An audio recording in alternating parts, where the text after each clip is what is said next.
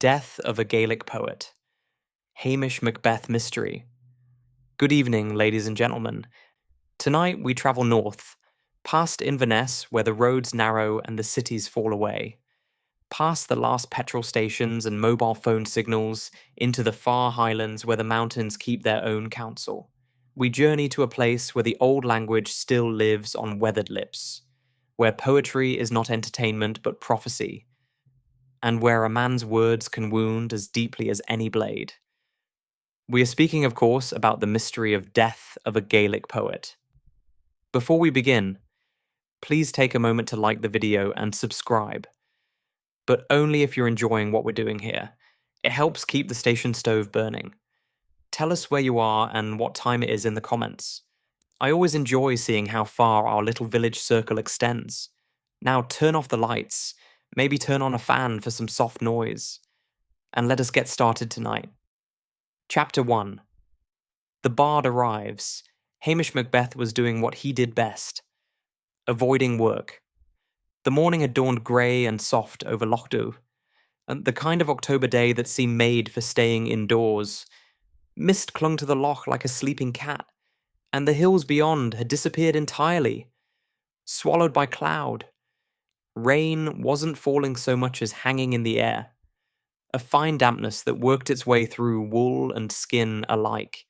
Hamish sat in his battered armchair by the peat fire, long legs stretched toward the warmth, a cup of tea cooling on the arm. Lugs, his odd-looking dog with the oversized ears, snored on the rug.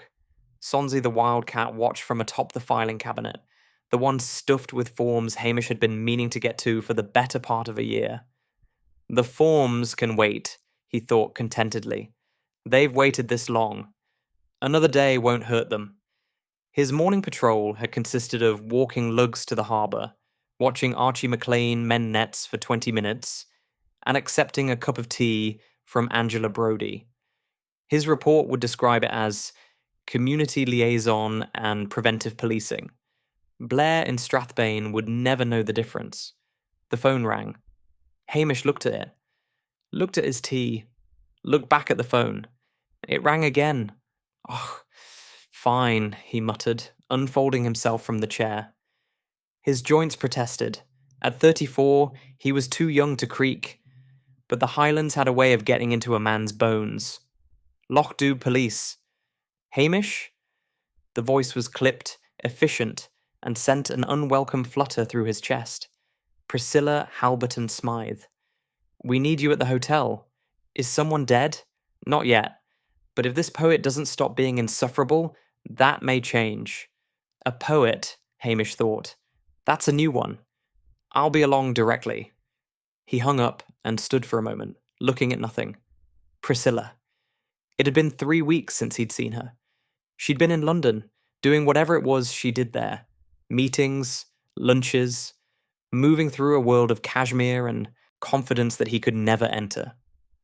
She called you, the treacherous part of his mind whispered. She could have called anyone. I, because I'm the police, he said aloud. Lugs raised his head, ears flopping. Didn't he look at me like that?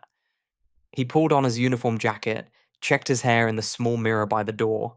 It was sticking up at odd angles, as usual, and stepped out into the mist. Tommel Castle Hotel sat above the village like a disapproving grandmother, its grey stone walls softened by decades of Highland weather. The Halberton Smythes had converted their ancestral pile into a hotel years ago, trading heritage for survival. Priscilla ran it now, with the cool efficiency she brought to everything. Hamish parked his rattling Land Rover behind a sleek Mercedes and a muddy Range Rover already crowding the gravel drive. More cars than usual. Something was happening. He found Priscilla in the entrance hall, directing staff with quiet authority. She wore a cream silk blouse and grey trousers that probably cost more than his monthly salary. Her blonde hair was pulled back, exposing the elegant line of her neck. She looked up. For one moment, half a heartbeat, something flickered in her eyes. Then the professional mask settled into place. Hamish, thank you for coming. You said there was a poet causing trouble. Niall Mòr MacAulay. She spoke the name like it tasted sour. He's here for the Gaelic Poetry Festival. Father's idea. He thought it would bring cultural tourism.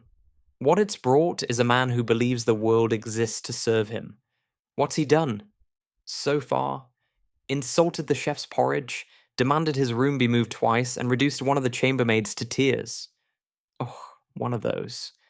That's not really a police matter, Priscilla. No, she hesitated. But there's something else. He's been making comments about people in the village, historical things, scandals. What kind of scandals? The kind that should stay buried. Her voice was tight. Father's worried.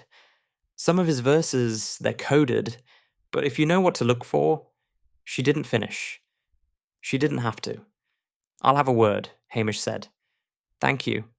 She turned away, then stopped. Hamish. I? Be careful. He's not what he seems.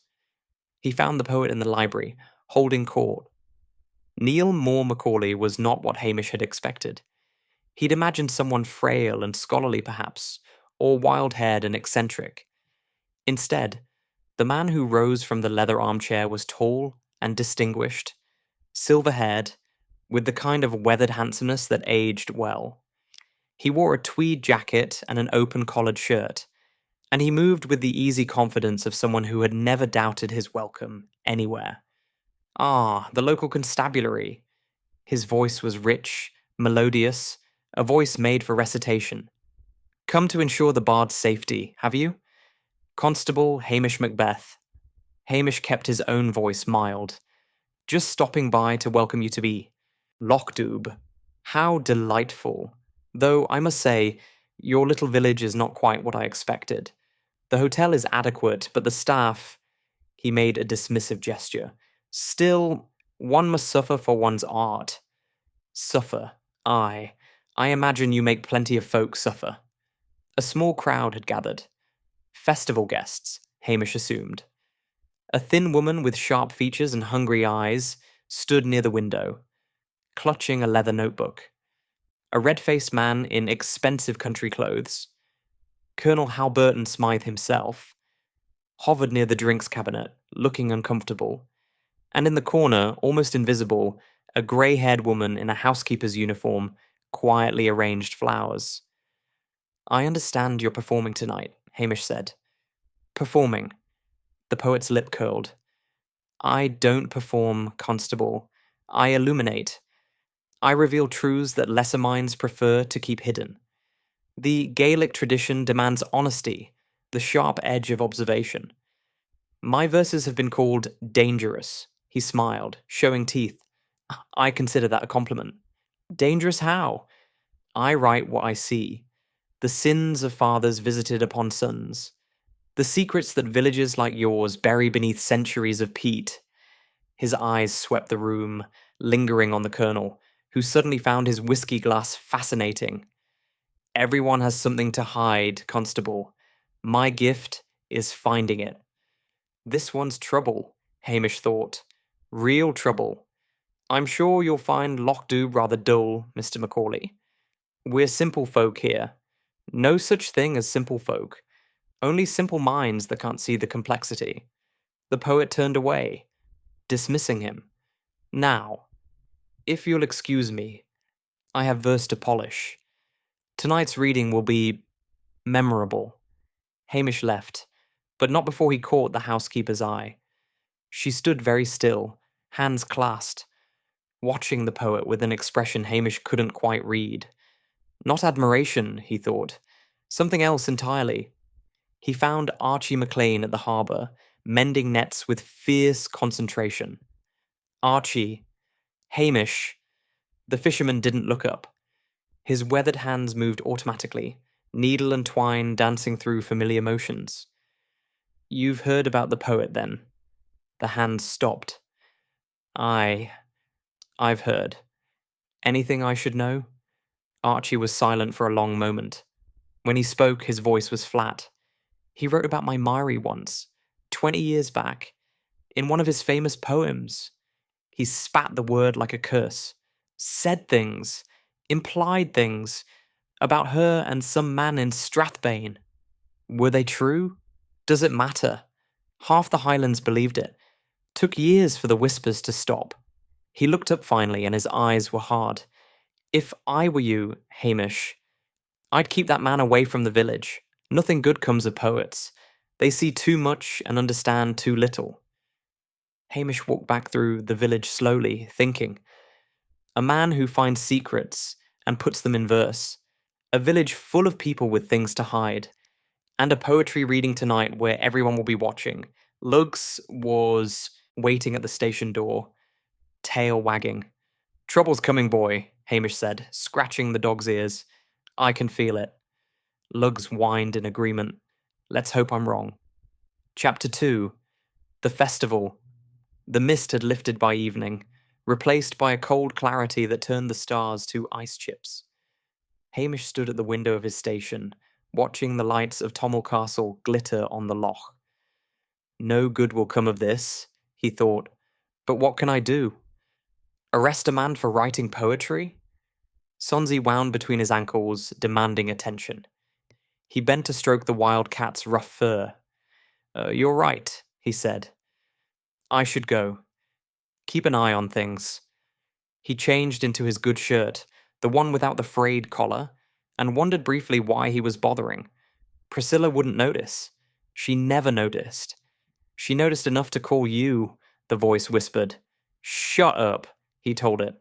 The hotel's great hall had been transformed for the festival.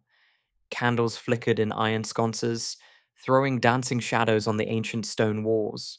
Chairs had been arranged in rows facing a small stage, and the smell of peat smoke mingled with expensive perfume. Hamish slipped in through a side door and found a spot near the back, where he could watch without being watched. The hall was full. He recognized most of the faces. Villagers dressed in their best, uncomfortable in formal clothes. Mrs. Wellington, the minister's wife, sat in the front row, her expression suggesting she expected to disapprove of everything. The Curry sisters perched together like matching bookends, identical cardigans, Nessie in blue, Jessie in green, buttoned to the throat. Dr. Brodie and Angela sat near the middle, Angela whispering something that made her husband's lips twitch. But there were strangers too. The thin woman with the hungry eyes, Fiona something, another poet he'd learned, sat alone, clutching her notebook like a talisman. A group of academics from Edinburgh occupied one row, tweed jackets and knowing expressions. And scattered throughout, the people who had come to see the great Niall Mòr MacAulay perform. Illuminate, Hamish corrected himself. He doesn't perform. He illuminates. He spotted Priscilla near the front, elegant in a dark green dress. She was speaking with her father, whose face had the fixed smile of a man who wished he were anywhere else. What did the poet write about him? Hamish wondered. What secret is the colonel hiding? The lights dimmed. A hush fell. Niall Mòr MacAulay took the stage. He was magnificent. Hamish had to admit it. Whatever else the man was, arrogant, cruel, vindictive, he was also genuinely talented. His voice rose and fell like music, the Gaelic words flowing in rhythms older than the castle itself. Even those who didn't understand the language felt themselves caught up in the spell. But Hamish watched the audience as much as the performer. He saw Archie Mclean sitting rigid, hands clenched on his knees. He saw Colonel Halberton Smythe's smile grow more fixed with each passing verse. He saw the thin woman, Fiona Galbraith, he remembered now, leaning forward, lips moving slightly, as if memorizing every word. And he saw Callum Fraser, the big crofter from Glen, arrive late and stand against the back wall, arms folded, face dark as thunder. That one's trouble, Hamish thought, but which kind? The poet finished one piece to scattered applause and held up a hand for silence. Now, he said, something new. A poem I have written especially for this occasion. For this village. His smile was gentle, almost kind. I call it The Sins of the Glen. The room went very still. In the shadow of Ben Loyal, where the old lies rot and spoil, I sing of those who came before, their secrets buried, nothing more. Hamish felt the temperature drop. Not physically, but the atmosphere shifted, thickening with tension. The crofter claims his father's land, but blood soaked every grain of sand. The colonel counts his stolen gold, while darker truths remain untold. Colonel Halberton Smythe's face went grey. The fisherman's wife smiles sweet and mild, but who can say who fathered her child? Archie Mclean rose to his feet. That's enough. The poet paused, one eyebrow raised. The truth offends you, Mr. Mclean? It's no the truth. It's lies and slander. Please. Priscilla was standing now, voice calm but firm. Mr. Mclean, perhaps some air. I'll give him more than air. Hamish was moving before he realised it, his long stride covering the distance quickly. He put a hand on Archie's shoulder, gentle but firm. Easy, Archie. It's no worth it. You heard what he said about Mary. I heard. And so did everyone else. But if you hit him now, he wins. You'll be the story. No his lies. Archie trembled, caught between rage and reason. Finally, he shook off Hamish's hand. I'm leaving. But this isn't over. He pointed at the poet. You hear me? This isn't over. He stormed out. The door slammed behind him. The poet smiled. The truth, he said softly, is a sword that cuts both ways. He continued reading. The rest of the evening passed in a blur of tension and whiskey. The reading ended, finally, and the guests dispersed to the dining room for refreshments. Hamish watched the poet work the crowd, accepting praise, deflecting criticism, always with that gentle, knowing smile.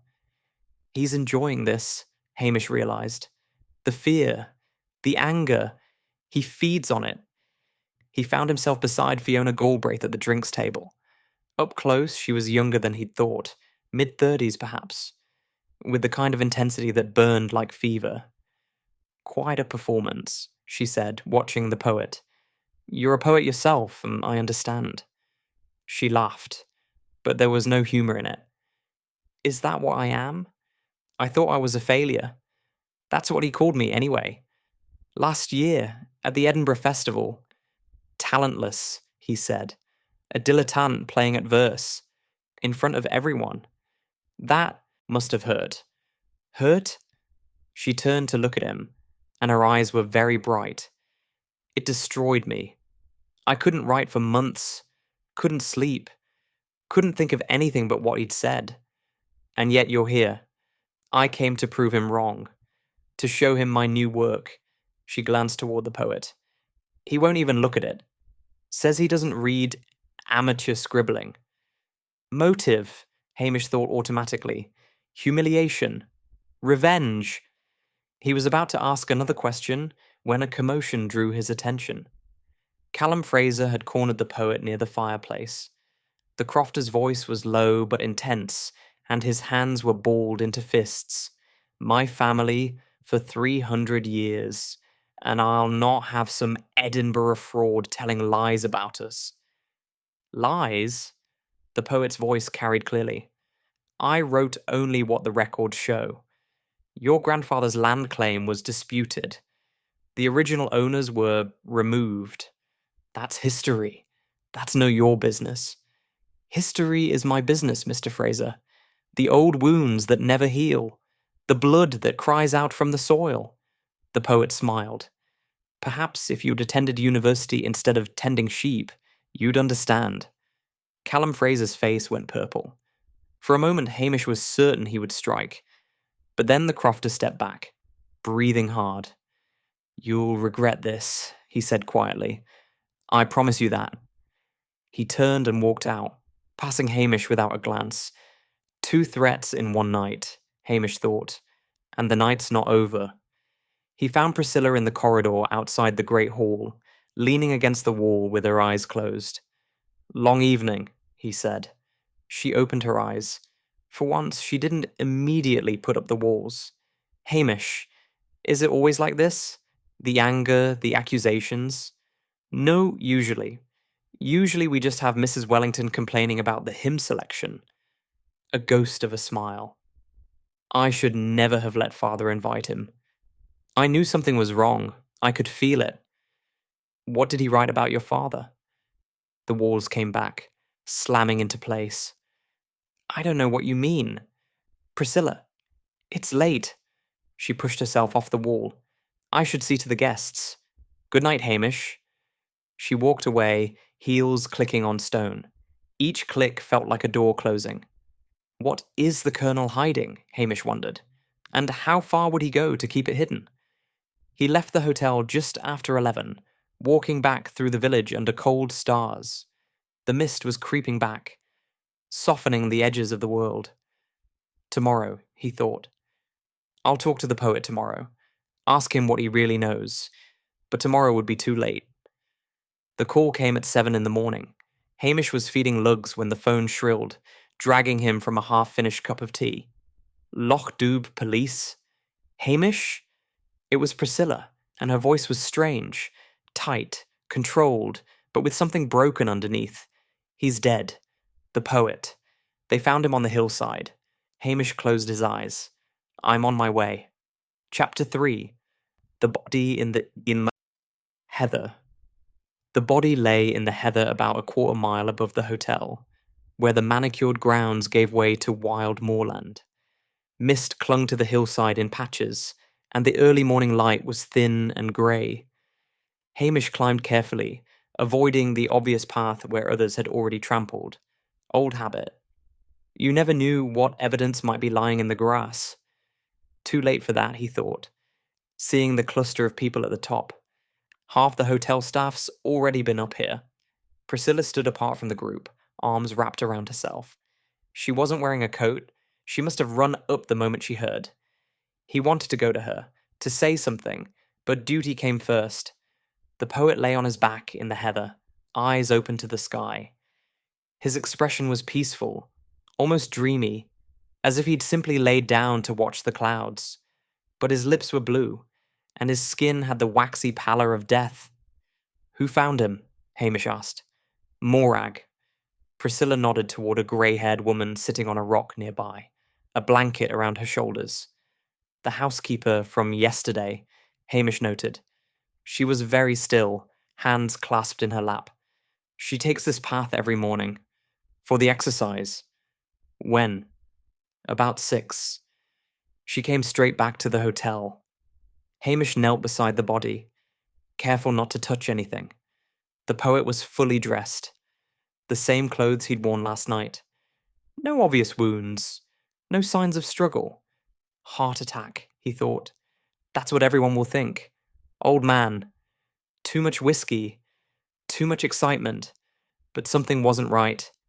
He leaned closer. The poet's lips weren't just blue from cold.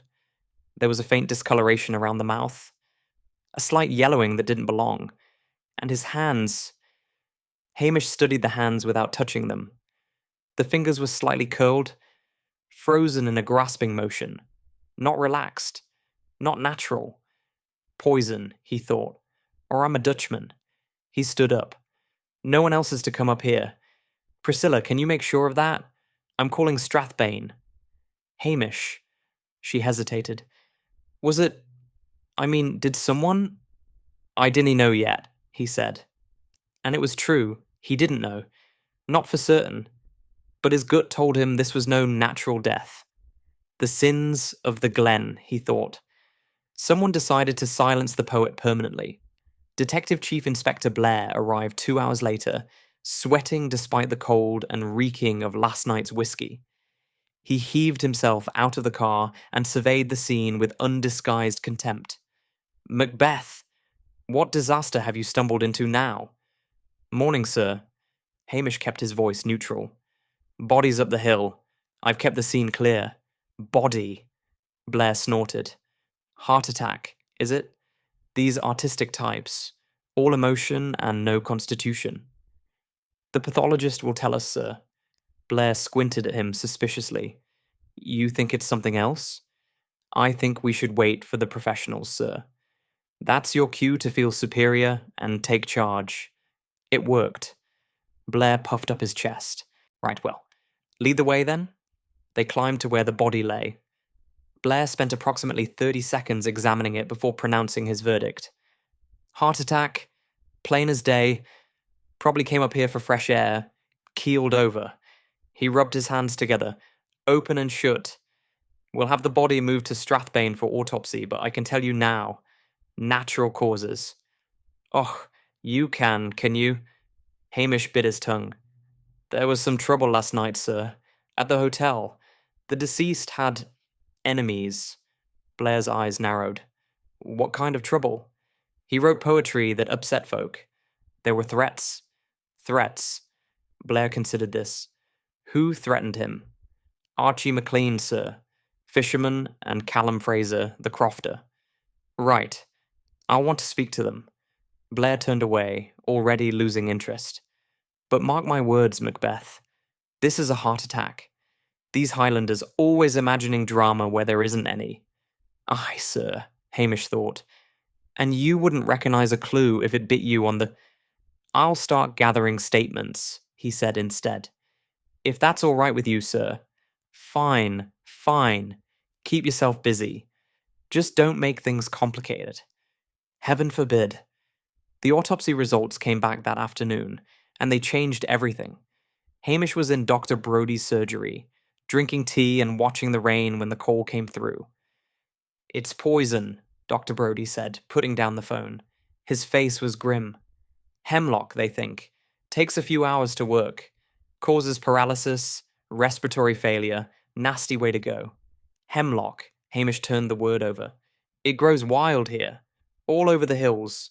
Not hard to find if you know what you're looking for. And half the village knows every plant on those hills. When would he have ingested it? Sometime last night, they reckon. Between 10 and midnight, give or take. He'd have started feeling the effects within an hour or two. Numbness, weakness. By the time he realized something was wrong, he was already dying. Aye. Hamish sat very still, thinking. Poison. That means premeditation. Someone planned this. Thank you, Dr. Brodie. He stood up. I'd better get back to Strathbane with this. Hamish. The doctor's voice stopped him at the door. Be careful. Poison is a woman's weapon, they used to say. But whoever did this, they're cold. Cold and patient. Cold, Hamish thought, walking out into the rain. Aye, you'd have to be. To watch a man die slowly and say nothing. Blair, predictably, was furious. Poisoned? Why didn't you tell me? I didn't know, sir. I suspected... Suspected? You should have shared your suspicions. I was about to file this as natural causes. And wouldn't that have been convenient, Hamish thought, for someone? We'll need to interview everyone who was at the festival, Blair continued, pacing. Everyone who had contact with the deceased. Start with your two suspects, Mclean and Fraser. Aye, sir. And I want a full list of everyone who attended that poetry, reading, everyone who was in the hotel last night, everyone who... He broke off, his red face going slightly pale. Wait, the hotel. That's Colonel Halberton Smythe's place, isn't it? Aye, sir. The Colonel. Blair's voice dropped. I play golf with the Colonel. Ah, now we see where your priorities lie. I'm sure the Colonel has nothing to hide, sir, Hamish said blandly. Blair shot him a suspicious look. Of course he doesn't. Fine old family, salt of the earth. He seemed to gather himself. Right. You handle the village interviews. I'll deal with the hotel personally. Translation. I'll make sure my golf partner isn't inconvenienced. As you say, sir. Before he left Strathbane, Hamish asked one more question. The poison, how was it administered? The technician, a young woman with tired eyes, consulted her notes. Liquid form, most likely, mixed with something to mask the taste. Whisky would work. Strong enough to cover the bitterness. Whisky. Hamish remembered the poet at the festival, a glass in his hand. Was there anything else in his system? Alcohol, certainly. And... She hesitated. This is odd. What? The concentration of the hemlock. It's consistent with a larger dose ingested earlier, not a single drink, as if he'd been taking it over time. Earlier, Hamish thought, but the toast was at 9. If he was poisoned before that?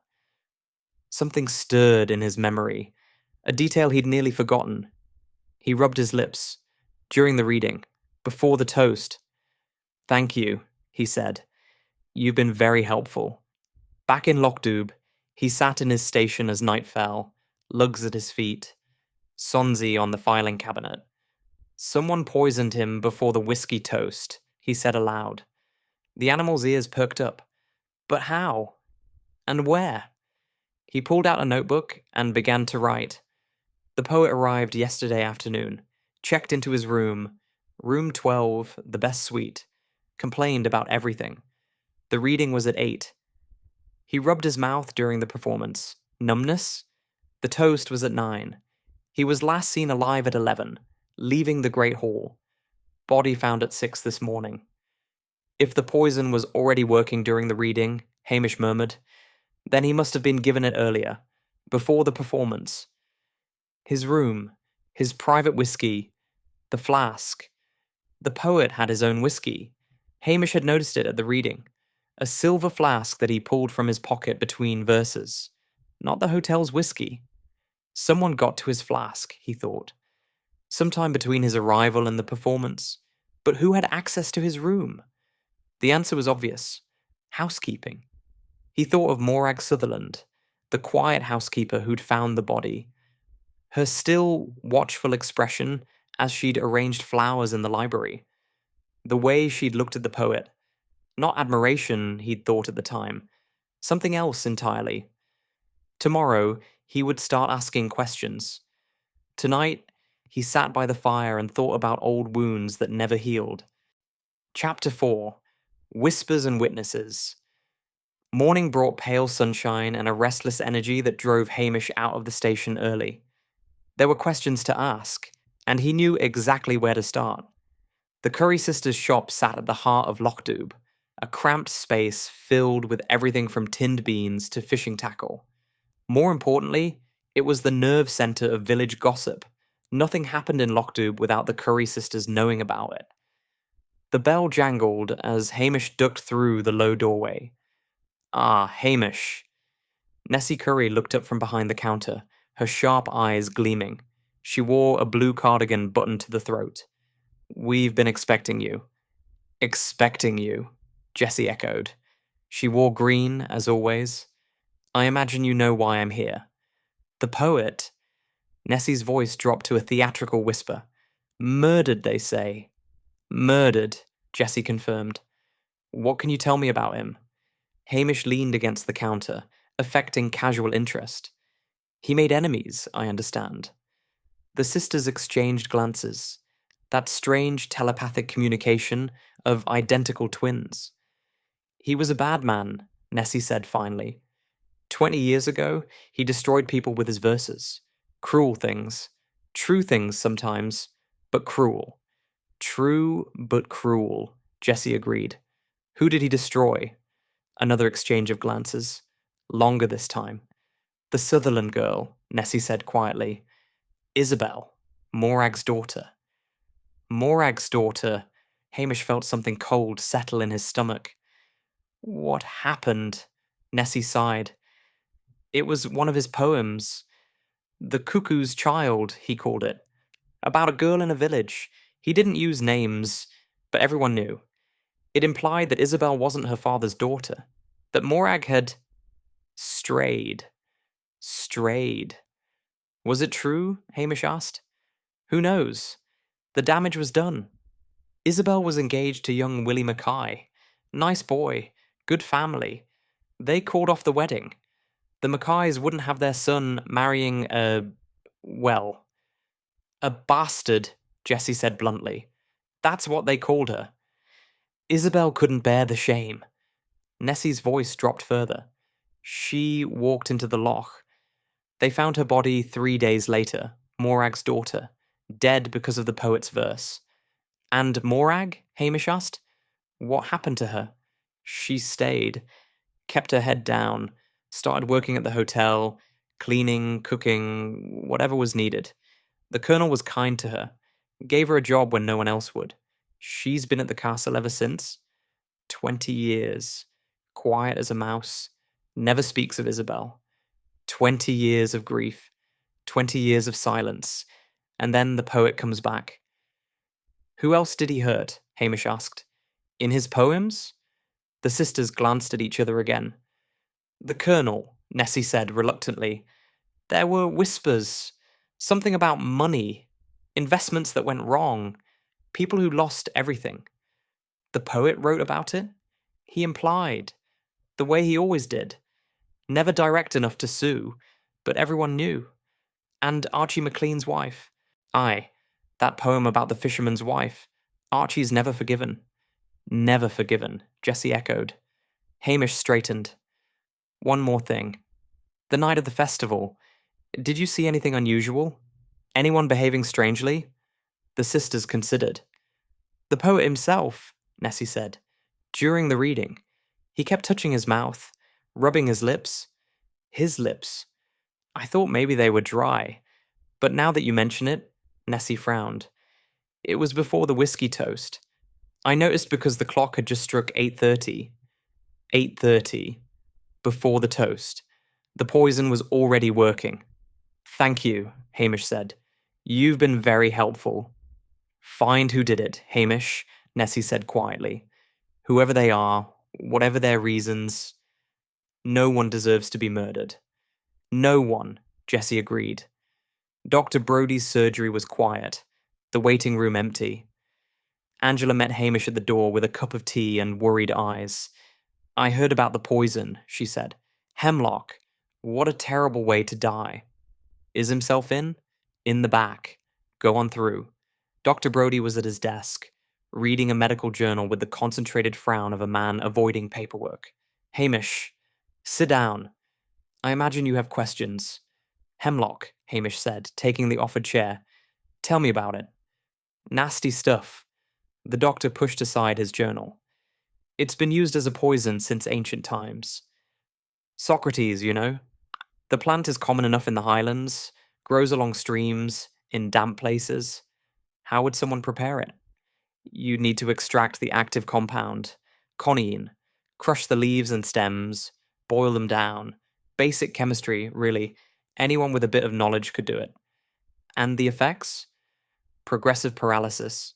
Starts with the extremities, numbness in the fingers, the lips, the tongue, spreads inward. Eventually the respiratory muscles fail. The victim remains conscious almost to the end. They know what's happening. They just can't do anything about it. Conscious to the end. Unable to speak, to call for help.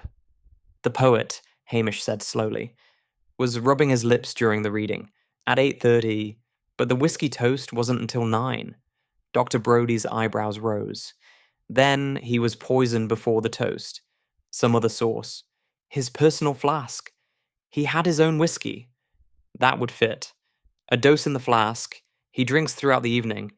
By the time anyone realizes something's wrong, he's already dying. But who had access to the flask?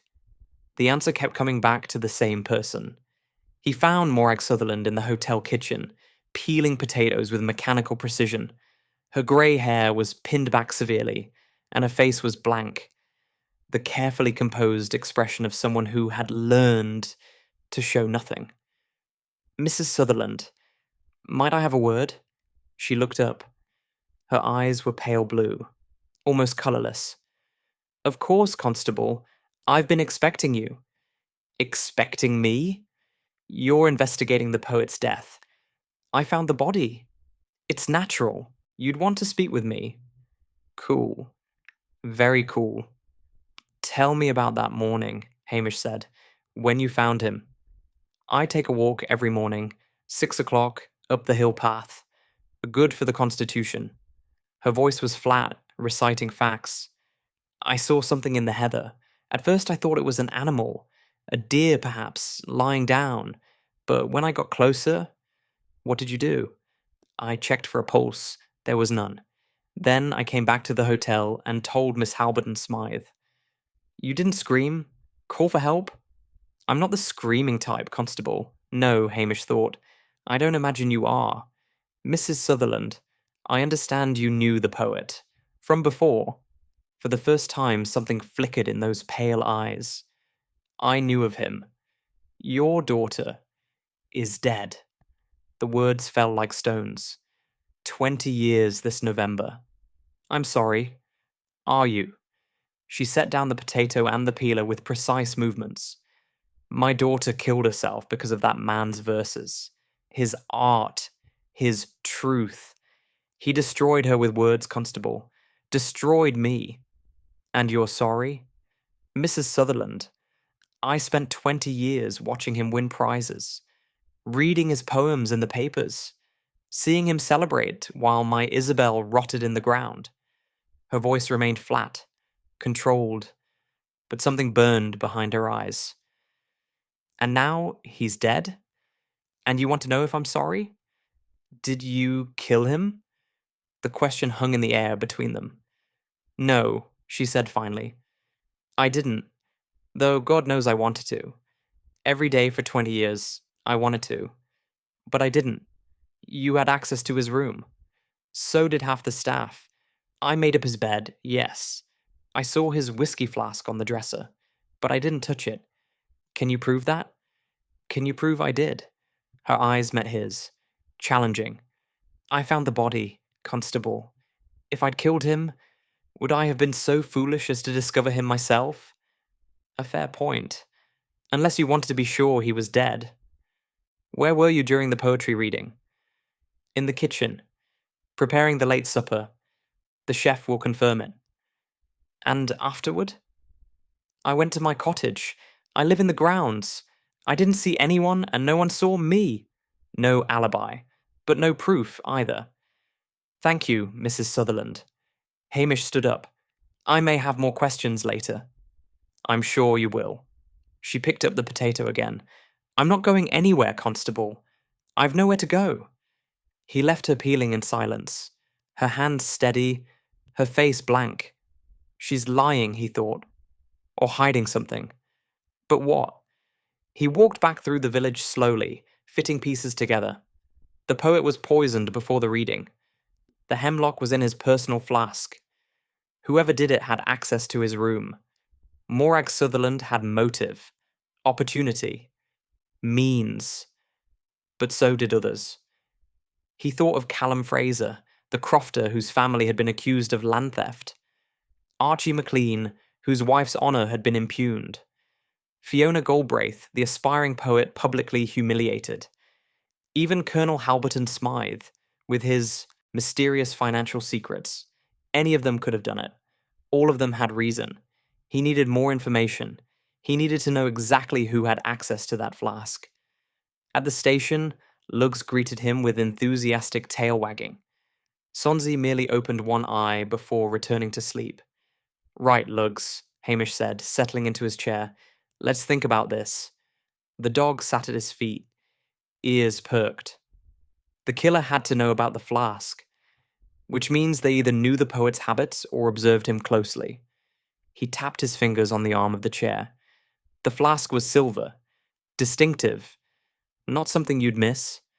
Someone watched him, learned his routine, then struck. That suggests premeditation, not impulse. Someone planned this carefully. Cold, Dr. Brodie said. Cold and patient.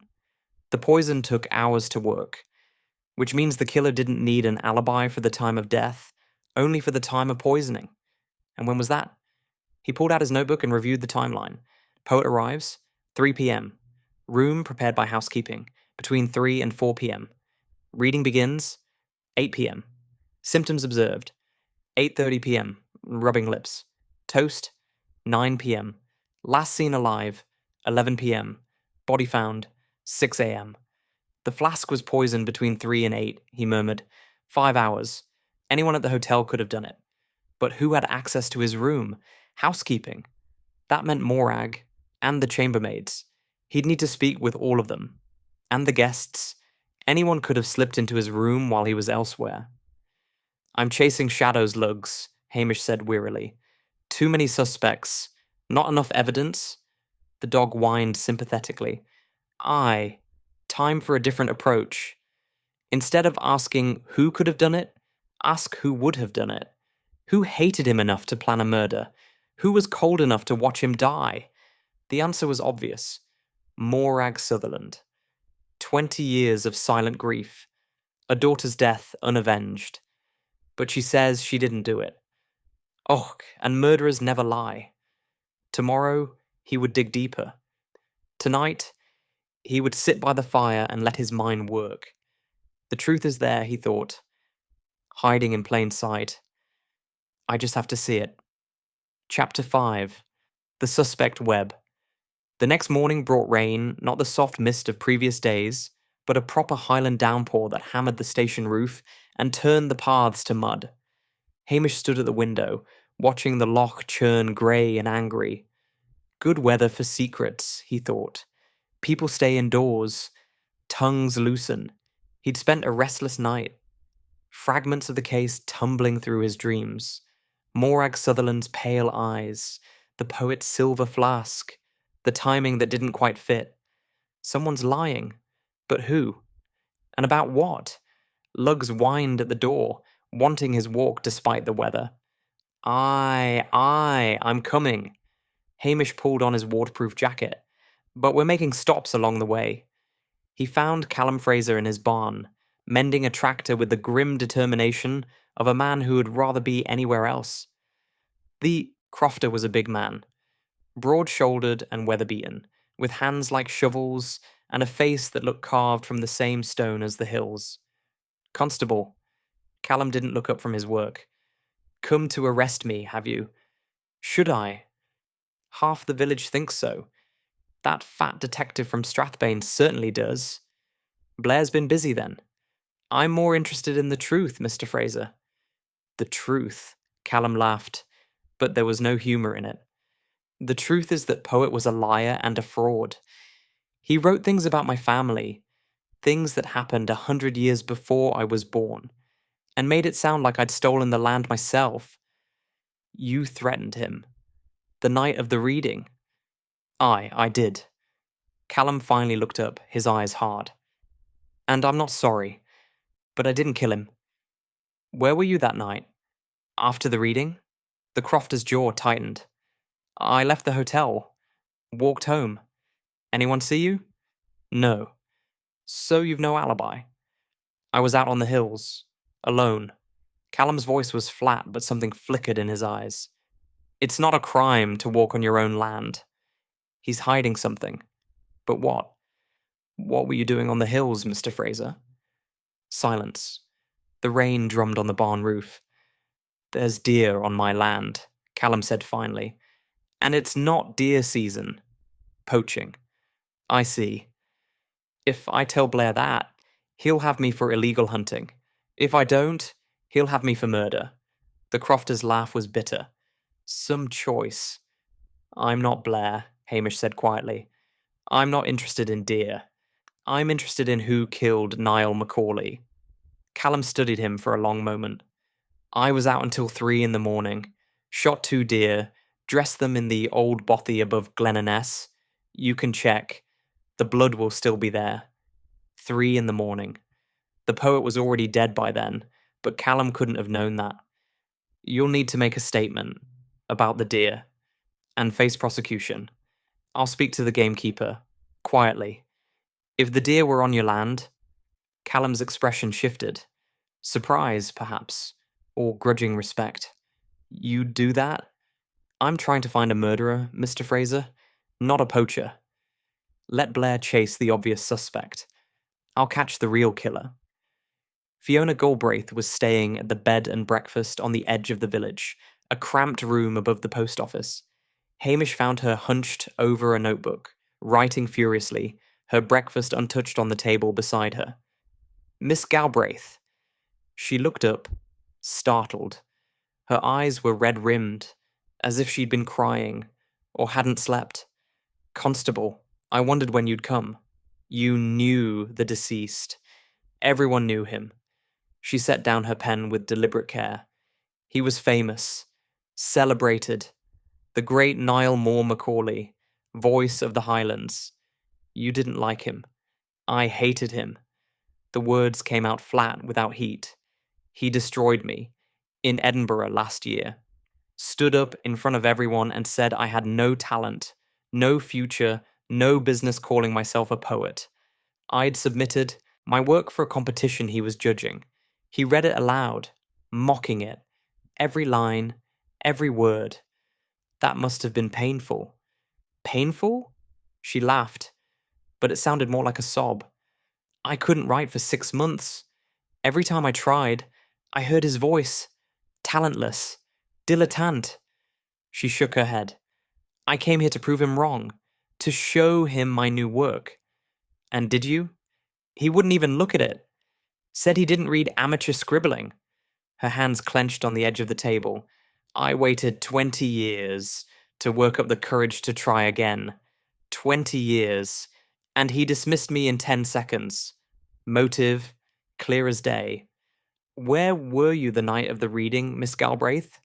After the performance? In my room, writing. She gestured at the notebook. I was inspired, actually. Angry, but inspired. I wrote until 3 in the morning. Anyone see you? Mrs. Macpherson, the landlady. She brought me tea around 11. Complained about the light under my door at midnight. A ghost of a smile. She's not fond of night owls. Alibi. If it checks out. Did you go to the hotel at any point during the day? Before the reading? Fiona hesitated. Yes. In the afternoon. Around 4. Why? I wanted to speak with him. To give him my poems. I thought if I caught him alone. And did you? Catch him alone? No. His door was locked. I knocked, but there was no answer. I assumed he was resting. 4 o'clock. Between 3 and 8. The window for the poisoning. Did you see anyone else? Near his room? Fiona frowned, thinking. The housekeeper. The grey-haired woman. She was coming out of the room next door. Number 11, I think. Morag. Near the poet's room. Number 12. Are you certain it was number 11? Not 12? She hesitated. I thought it was 11. But I wasn't really paying attention. I was nervous. Thank you, Miss Galbraith. You've been very helpful. He left her to her writing, her pen already moving across the page as if she hadn't noticed him go. Archie Mclean was not at the harbour. His wife, Mary, answered the door of their cottage, a small, neat woman with tired eyes and work-roughened hands. He's not here, Constable. Gone to Strathbane. Something about a boat part. I was hoping to speak with you, actually, Mrs. Mclean. She stiffened. About the poet. For a moment he thought she would close the door in his face. Then she sighed and stepped aside. You'd better come in then. The cottage was spotless, everything in its place. Mary sat him down at the kitchen table and put on the kettle without asking. I know what you're going to ask, she said, her back to him. About the poem. About what he wrote. Was it true? She was silent for a long moment. The kettle began to whistle. No, she said finally, pouring the tea. It wasn't true. There was no man in Strathbane. There never was. But the poet, he saw something. I don't know what. Some look, some gesture. And he made up a story around it. But people believed it. People always believe the worst. She set the cup before him, her hand trembling slightly. It took years for the whispers to stop. Archie never doubted me, not really. But it changed things between us. How could it not? Your husband threatened the poet. At the reading. Aye. He's been waiting 20 years for a chance to say his piece, not to hurt him, just to tell him what he'd done. The damage, the pain. Where was Archie after the reading? Home, with me. Her chin came up, defiant. We left together at 10:30, walked home, went to bed. He was beside me all night. Alibi. If she's telling the truth. And yourself, Mrs. Mclean? Did you see the poet that day? Before the reading? Something flickered in her eyes. Fear? Guilt? I saw him, she said slowly. In the village, around 5 o'clock. He was walking toward the hotel. Did you speak? No. I crossed the street to avoid him. Did you see where he went? Into the hotel. That's all. 5 o'clock. Still in the window. Thank you, Mrs. Mclean. You've been very helpful. She walked him to the door, her face troubled. Constable, my husband didn't do this. He's not a violent man. He talks big, but he'd never... I know, Mrs. Mclean. I'm just trying to find the truth. The truth, aye. If only it were that simple. Back at the station, Hamish spread his notes on the table and studied them. Callum Fraser, no alibi until 3 a.m., admits to being on the hills, but was poaching deer. Motive. Family honour. Unlikely. Fiona Galbraith, alibi from 11 p.m. onward, was at hotel at 4 p.m., saw Morag near the poet's room. Motive. Humiliation. Career destruction. Possible. Archie Mclean, alibi from 10:30 p.m., wife. Motive. Wife's honour. Unlikely. Too public a threat. Morag Sutherland, no alibi after 11 p.m., had access to the room, seen near the room at 4 p.m. Motive. Daughter's death. Most likely. He sat back, frowning. Everything points to Morag. But something was nagging at him. A detail he couldn't quite place. The flask. The personal whiskey. He closed his eyes, replaying the reading in his mind. The poet on stage. The silver flask in his hand. The way he drank between verses.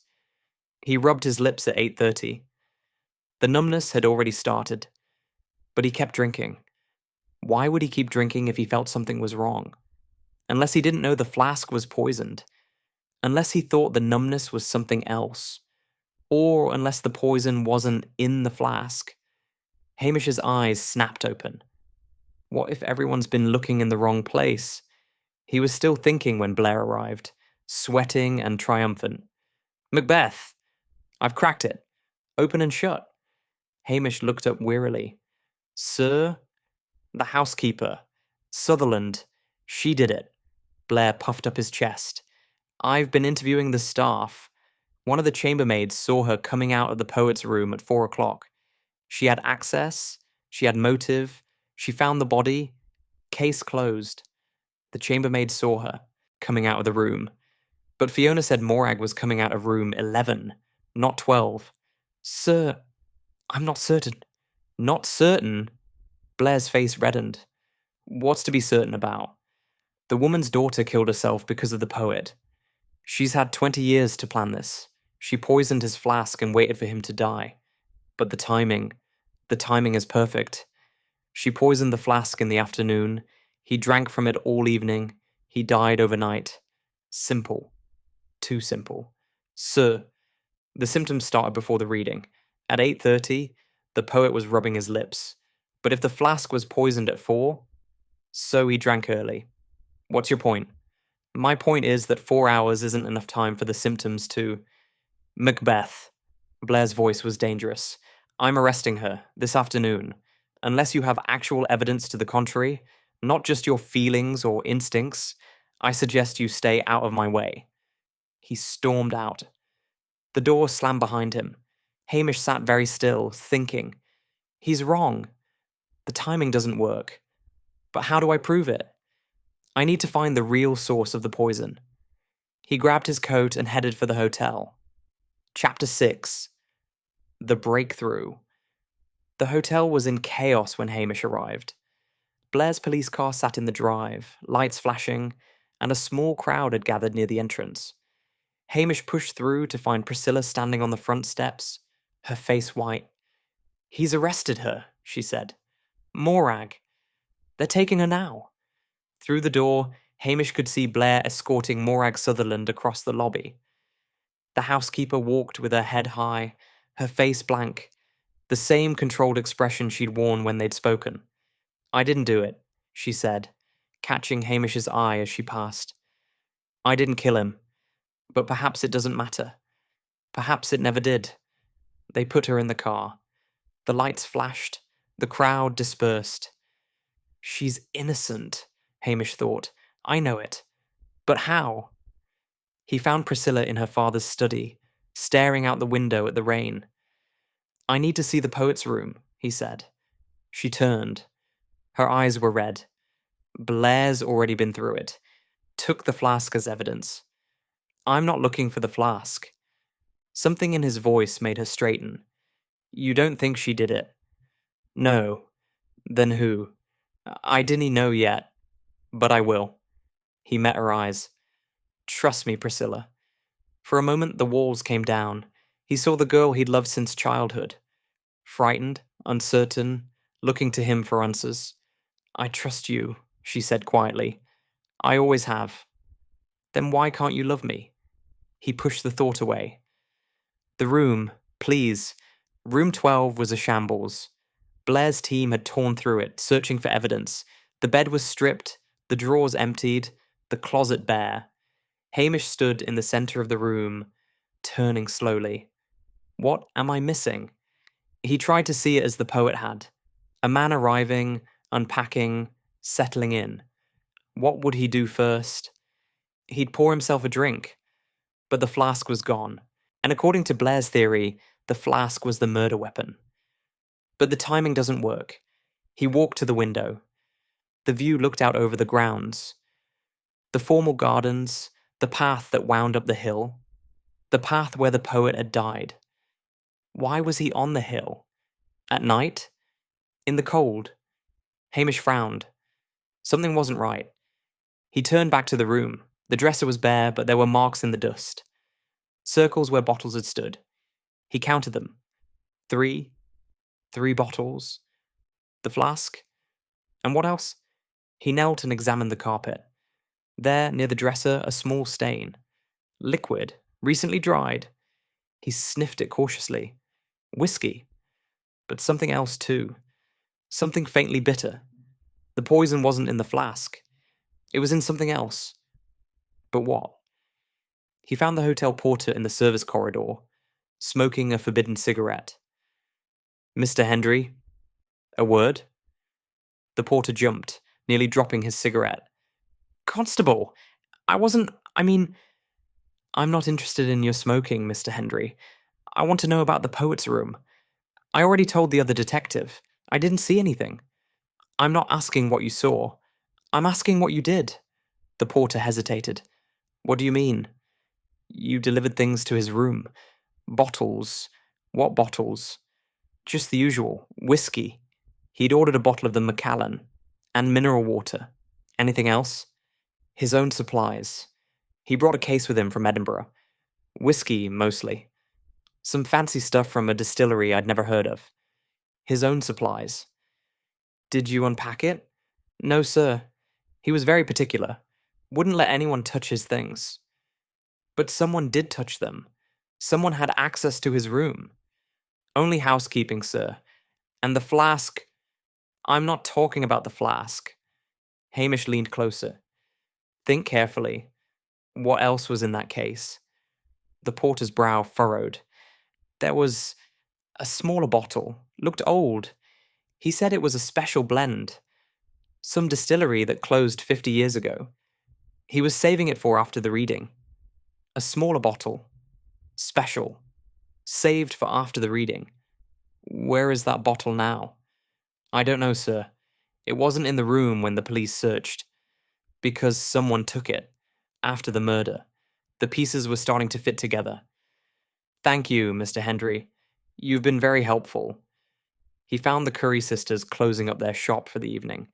Hamish, Nessie's sharp eyes gleamed. We heard about the arrest. The arrest, Jessie echoed. It's wrong, Hamish said bluntly. She didn't do it. The sisters exchanged glances. We thought as much, Nessie said. Morag's not the type. Not the type. I need to know about the poet's whisky. The special bottle. Did he mention it to anyone? He mentioned it to everyone, Nessie said. Wouldn't stop talking about it. Some rare blend from a distillery in Speyside. He said it was worth a fortune. Worth a fortune. Who else knew about it? Besides the hotel staff? The sisters considered. The other poet, Nessie said, finally. Miss Galbraith. She was asking about it. Said she wanted to know his habits. For a poem she was writing. Fiona Galbraith. Asking about his whiskey. When was this? The morning of the reading. She came in to buy paper and started asking questions. What kind of questions? About his routines, what he drank, when he drank it. She said she was studying him. For her art. Studying him, learning his habits. Thank you, Hamish said. You've been very helpful. He left them closing up, his mind racing. The setback came that evening. Hamish sat in his station, reviewing everything he knew. The pieces were there. He could feel it, but they wouldn't fit together. Fiona Galbraith asked about the whiskey, but she has an alibi from 11 onward. She couldn't have been on the hill. Morag had access to the room, but she says she didn't do it.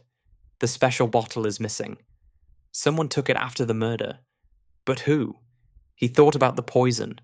Hemlock. Takes hours to work.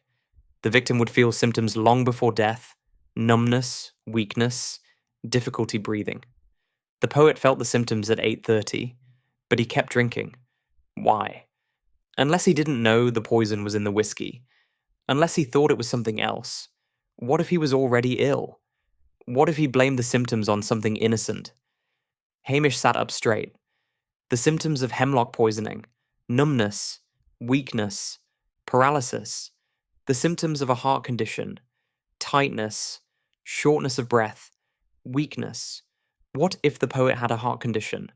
What if he thought he was having an episode? He grabbed his coat and headed for Dr. Brodie's surgery. The doctor was just locking up when Hamish arrived. Hamish, I thought you'd be celebrating. Blair arrested his suspect. He arrested the wrong person. I need to know about the poet's medical history. Dr. Brodie frowned. I don't have access to his records. He wasn't my patient. But you examined the body. Was there any evidence of a pre-existing condition? The doctor considered. There was some arterial narrowing, consistent with someone his age. Nothing unusual. What about medication? Was he on any medication? Not that we found, but Dr. Brodie hesitated. There was something odd in the toxicology report. A trace of glyceryl trinitrate. What's that? Nitroglycerin. It's used for angina, heart pain, comes in small tablets, dissolved under the tongue. Heart medication. That's why he was rubbing his lips. He had heart trouble, Hamish said slowly. He was taking medication for it. But the symptoms he felt weren't from his heart. They were from the poison. He didn't realize he was being murdered. That would fit, Dr. Brodie said. The early symptoms of hemlock, numbness, tingling, could easily be mistaken for the effects of nitroglycerin. He didn't know. He thought he was having a heart episode. He took his medication and kept drinking. And the poison kept working. One more question, Hamish said. The special whiskey bottle, the one from the Speyside distillery, was it in his system? Whiskey's whiskey, Hamish. We can't distinguish between brands. But you can tell if someone drank more than one type? In theory, yes. Different aging processes leave different chemical signatures, but the doctor stopped. Actually, now that you mention it, there was an anomaly. 2 distinct whiskey profiles in his system. One was standard, probably the Hotel Mclean. The other was unusual, older, more complex. The special bottle. He drank it after the reading, and that's when he died. Hamish walked back through the village, pieces clicking into place. The poison wasn't in the flask. It was in the special bottle, the one he was saving for after the reading. Someone knew he would drink it. Someone who had studied his habits. Fiona Galbraith. But Fiona had an alibi. Mrs. Macpherson saw her at 11. She couldn't have been on the hill when the poet died. Unless he stopped in the middle of the street. Unless the poet wasn't killed on the hill. Unless he was killed somewhere else and moved. But that doesn't make sense. Why move a body? Unless you wanted to hide where he really died. Where would you want to hide? The hotel. If he died in the hotel, there would be witnesses, staff, guests. Someone would see. But if he died outside, Hamish's mind raced. The hill path. The path Morag walks every morning. If you wanted someone to find the body, someone specific, you'd put it where they would find it. Someone was setting up Morag. Someone wanted her to take the blame. He found Priscilla in the hotel bar, nursing a glass of wine. Hamish, you look like you've seen a ghost. I need to ask you something.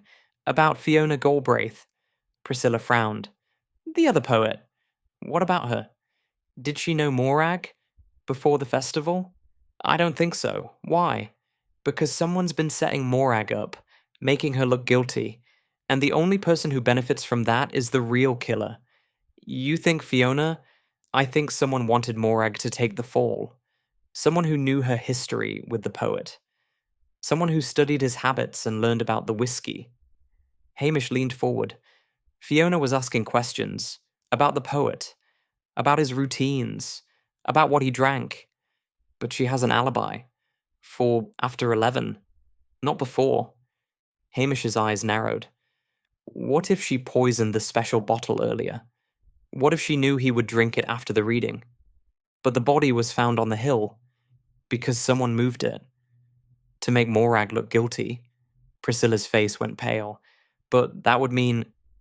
It would mean Fiona Galbraith is a murderer, and she's getting away with it. The breakthrough came at midnight. Hamish was sitting in his station, going over the timeline for the 100th time, when it hit him. Fiona's alibi. Mrs. Macpherson saw her at 11, but the landlady complained about the light under her door at midnight. Why would she complain about the light if Fiona was already in bed? Unless Fiona wasn't in bed. Unless she left and came back. He grabbed his coat and ran. Mrs. Macpherson was not pleased to be woken at 12:30. Constable, what on earth? The night of the reading. You said you saw Miss Galbraith at 11. Are you certain? Of course I'm certain. I brought her tea. She was writing at her desk. And you complained about the light at midnight? Yes. Well, she was still writing. I could see the light under the door. I knocked and asked her to turn it down. Did she answer? Mrs. Macpherson hesitated. She called out. Said she'd turn it off soon. But you didn't see her? No, but did you check later, after midnight? I went to bed at 15:15. The light was still on. She could have left. Left the light on, called out to establish her presence, then slipped out the back. Is there a back entrance to the building? Well, yes, but it's locked at... Mrs. Macpherson stopped. Her face went pale. The lock's been broken for a month. I've been meaning to have it fixed. She could have left. Slipped out the back. Met the poet on the hill. Or moved his body after he died. Thank you, Mrs. Macpherson. You've been very helpful. He ran for the hotel. The special bottle wasn't in the poet's room. It wasn't in the evidence collected by Blair. Because the killer took it. After the murder. But where would you hide a poison bottle? Somewhere no one would look. Somewhere connected to the frame-up. Morag's cottage. He found Priscilla in the lobby. Morag's cottage. Where is it? The groundskeeper's cottage, behind the walled garden. But she's been arrested. I need to search it. Now. She didn't ask questions. She led him through the darkened grounds, past the sleeping gardens, to a small stone cottage tucked against the castle wall. The door was unlocked. Inside, everything was neat, ordered, the home of someone who had learned to contain their life in small spaces. Hamish searched methodically.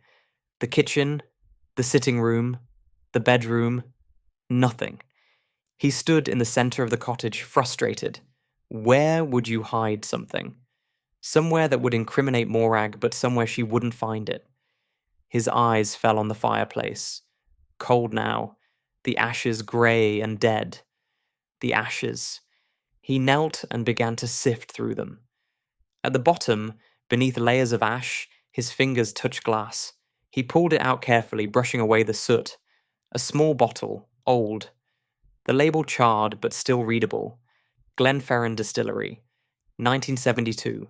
The special whiskey, the murder weapon, and pressed into the soot on its surface, clear as day, a fingerprint, Fiona Galbraith. Chapter 7. The Last Verse. Dawn was breaking over Lochdubh when Hamish knocked on the door of the bed and breakfast. The rain had stopped, leaving the world washed clean, the hills emerging from mist like dreams becoming solid. Mrs. Macpherson answered, her face grey with exhaustion. She's not here, Constable. She left an hour ago. Said she had a train to catch. Running. Which way? Toward the station, I suppose, though there's no train until... But Hamish was already running. He found her on the platform, sitting on a bench with her notebook in her lap, writing. She looked up as he approached, and something flickered across her face. Surprise, fear, resignation, before settling into a strange calm. Constable, I wondered if you'd come. Miss Galbraith, I need to ask you some questions. About the murder. She closed her notebook carefully. You found the bottle. I thought I'd burned it thoroughly. But fire's unpredictable, like truth. It never quite dies. Hamish sat down beside her, keeping his distance. Tell me what happened. She was quiet for a long moment, watching the mist curl around the hills. Have you ever hated someone, Constable? Truly hated them? Not anger, not resentment. Real hatred. The kind that lives in your bones? I cannae say I have. I have. For 20 years. She smiled, but it didn't reach her eyes. He destroyed me. In Edinburgh. But it started before that. Long before. What do you mean? Niall Mòr MacAulay was my father. Hamish felt the world shift under him. Your father? My mother was his mistress. Years ago in Glasgow. She was young, beautiful, a writer herself. He used her for inspiration, then discarded her when she became inconvenient. Fiona's voice was flat, reciting facts. She raised me alone, told me stories about the great poet who had loved her. I grew up worshipping him. What happened? I found him. When I was 25, introduced myself, showed him my poetry. She laughed, bitter and sharp. He didn't even remember my mother. Said she was one of many. Said I had no talent and should stop embarrassing myself. The Edinburgh Festival. Yes, he didn't just reject my work. He humiliated me publicly. Made sure everyone knew I was nothing. And all the while I knew the truth. I knew I was his daughter. His blood. Her hands clenched on the notebook. He denied it. Said my mother was a liar. Said I was nothing to him. So you planned his death. I planned his acknowledgement. I came here to confront him. To make him admit the truth. But he wouldn't listen. He just kept dismissing me. Mocking me. She shook her head. I brought the Hemlock as a backup, in case he refused. I knew about his whiskey, his precious special bottle. I knew he'd drink it after the reading, to celebrate his triumph. How did you poison it? I went to his room in the afternoon. He wasn't there. The bottle was on the dresser, still sealed. I broke the seal carefully, added the extract, resealed it. She shrugged. It wasn't difficult, just patience. And afterward? The body? He came to me, after the reading. Said he felt strange, thought it was his heart. I told him to take some air, walked him up the hill. Her voice dropped. He knew by the end. When his legs stopped working, when he couldn't breathe, he looked at me and he knew. What did you do? I watched. She met his eyes, and there was something terrible in hers. Not guilt, but a vast, empty satisfaction. I watched him die, and then I left him there, where Morag would find him. You knew about Morag, about her daughter. Everyone knew about Morag, the perfect scapegoat. 20 years of grief, 20 years of silence. Who would doubt she'd finally taken her revenge? You framed an innocent woman. Innocent? Fiona laughed. She's the only one who understood. The only one who hated him as much as I did. If she'd had the courage, she would have done it herself. But she didn't. She chose to live with her pain. And I chose to end mine. Hamish was silent for a moment, watching the mist. Miss Galbraith, I'm arresting you for the murder of Niall Mòr MacAulay. You don't have to say anything, but I know my rights, Constable. She stood up, straightening her coat. I'm not going to run. There's nowhere to run to. She looked out at the hills, the loch, the village waking below. It's beautiful here. I can see why he wrote about it. The ancient wounds, the blood in the soil. Will you come quietly? Yes. She picked up her notebook. But first, may I finish my poem? The last one. I've been working on it all night. Hamish hesitated, then nodded. She sat back down, opened the notebook, and began to write. Her pen moved swiftly, surely, filling the page with words he couldn't read. Finally, she set down the pen. It's called The Last Verse, she said, for my father. The only acknowledgement he'll ever give me. She handed him the notebook. He read, In the shadow of Ben Loyal, where the old sins rot and spoil, I sang the song my father wrote, then wrapped it round his throat. He never knew my mother's name, never acknowledged fault or blame, but in the end, upon the hill, his daughter's hand was on the kill. The truth is poison, sharp and cold, the sins of fathers, bought and sold. I am his blood, his verse, his end, no forgiveness, no amend. Hamish closed the notebook. Let's go, he said quietly. Blair was furious. You mean to tell me I arrested the wrong person? That the real killer was this woman? Aye, sir. And you just happened to find the evidence after I closed the case? Sometimes these things take time, sir, Blair sputtered, his face turning purple. I'll have your badge for this, Macbeth, making me look like a fool. Sir, with respect, Miss Galbraith has confessed. The evidence supports her confession. The case is solved. Thanks to me. I'm the one who created the pressure that made her crack. Aye, that's one way of looking at it. Of course, sir. I'll make sure that's in my report. Blair eyed him suspiciously, but the promise of credit mollified him. See that you do. And next time, Macbeth, don't keep me in the dark. Never, sir. Morag Sutherland was released that afternoon. Hamish found her standing outside the police station in Strathbane, blinking in the pale sunlight like someone emerging from a long sleep. Mrs. Sutherland. She turned. Her face was drawn, exhausted, but there was something new in her eyes. A lightness that hadn't been there before. Constable, they told me what happened. That it was the Galbraith woman. Aye. She's his daughter, they said. Niall's daughter. She is. Morag was quiet for a moment.